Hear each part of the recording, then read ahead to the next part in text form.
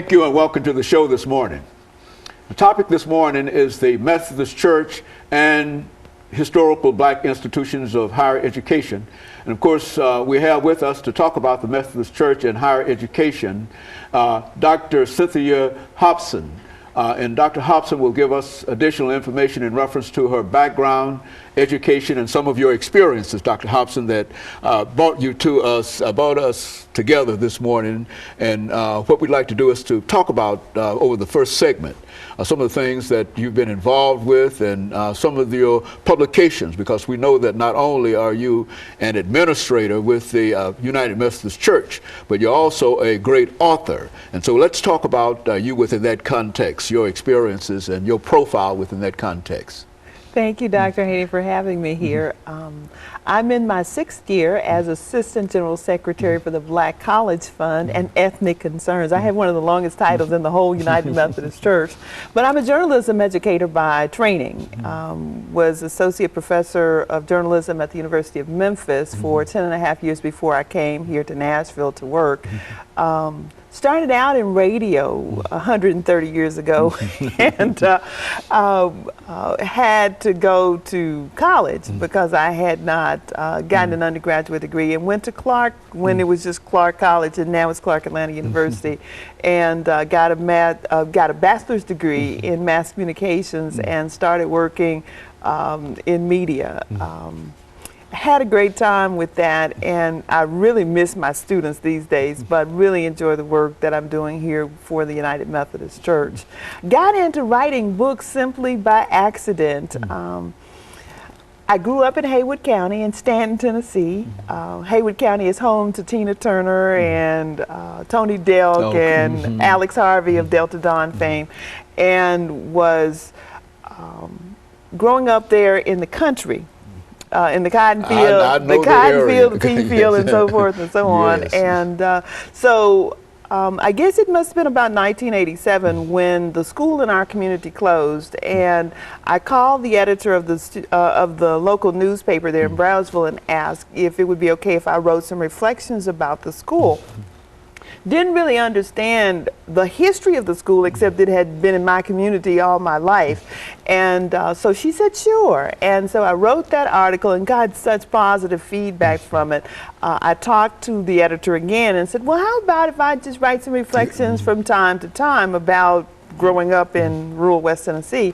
And so she called my column that I wrote twice a month, Hobson's Haywood. And whenever I'd go places, people would tell me how much they enjoyed it or whatever. But I hadn't thought about doing anything with it. But my sister, well, there are 8 children in my family. I'm number 2 of 8. And my sister, child number 1, is a sociologist. And so she said, you really need to do something more with those. And I said, like what? And so she said, well, put them in a book or something. And so I didn't really give it much thought until I guess that was 2003. And I had by that time finished the PhD and had gotten a contract on my dissertation to write a book from that. But just couldn't get into it. I'd had a fairly traumatic experience with my doctoral process, and so I just didn't want to be bothered with that piece of work. And so started working on this collection of columns and wrote a letter to the editor in Brownsville and said, would you give me permission to collect these columns and put them in a book? And they wrote me back and said, oh yeah, we would love for you to do that, and we'll buy the first 2 copies and we'll hook you up with a printer. So I really didn't have any excuse. And so my first book is called Wiggle Tales, and it's called Wiggle Tales because my first grade teacher, Mrs. Mamie Dale Reeves Bowles Dotson, taught first grade for 43 years and called the first graders Wiggle Tales. She said because they could hardly keep still. And so it's just a collection of those columns that I wrote for the newspaper. And after that, then the rest was easy. I did make my dissertation into a book, and it's called Times of Challenge and Controversy. It's a look at how the media did or did not cover voter registration in Haywood County in 1960 and 1961. And I kept thinking that something important had happened in 1960 and 61, but I couldn't put my finger on it. And I had a really hard time selling that idea to my dissertation committee. And one of my colleagues from Cameroon, of all places, said, well, have you looked at the New York Times about what happened in Haywood County? And I thought, why would I look at the New York Times? And he said, well, they covered a lot of what went on.